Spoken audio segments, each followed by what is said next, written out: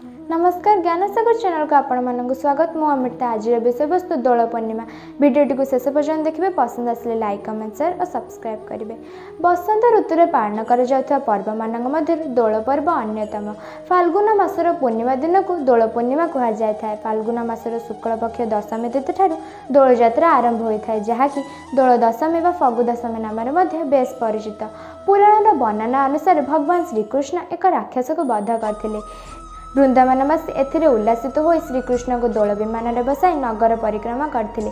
सेही दिन ठारू आमे एही दोल पर्व पालन करी आसुचे। एही पर्वर मुख्य आराध्य देवता श्रीकृष्ण एवं राधा पाखरे एही दिन ठारू अबीर अर्पण करा जाय थाए। छोट छोट विमान में राधा कृष्णकर जुगल मूर्ति को बसाई महा आडंबर सहकार ग्रामर प्रत्येक द्वार में निया जाय थाए। प्रायतः प्रत्येक द्वार में ठाकुर को भोग अर्पण करा जाय थाए। एही अर्पित भोग को द्वारी भोग कह जाय थाए। फगु दशमी तिथि ठारू फगु खेल, दोल गोविंद यात्रा और ग्राम परिक्रमा आरंभ होता है। राजदोल उत्सव अर्थात फगु दशमी ठारू समस्त वैष्णव पीठ में झूलन मंडप में झूलती किंबा सुसज्जित विमान में विजे करती राधाकृष्णकर जुगल मूर्ति। साधारणतः यही पर्व 5 दिन पर्यंत महासमारोह पालित हो पंचदोल नाम नामित होता है।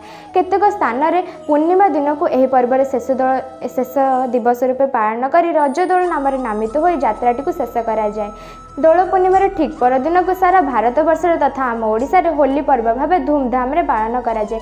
एही पर्व रे पिला ठारू बुढ़ा पर्यंत समस्त निजर पुराना राग और शत्रुता को भूली रंग लगाई ए पर्व रे आनंद नियंती। एही पर्व को जाति धर्म वर्ण निर्विशेष समस्त उपभोग करि पारंती।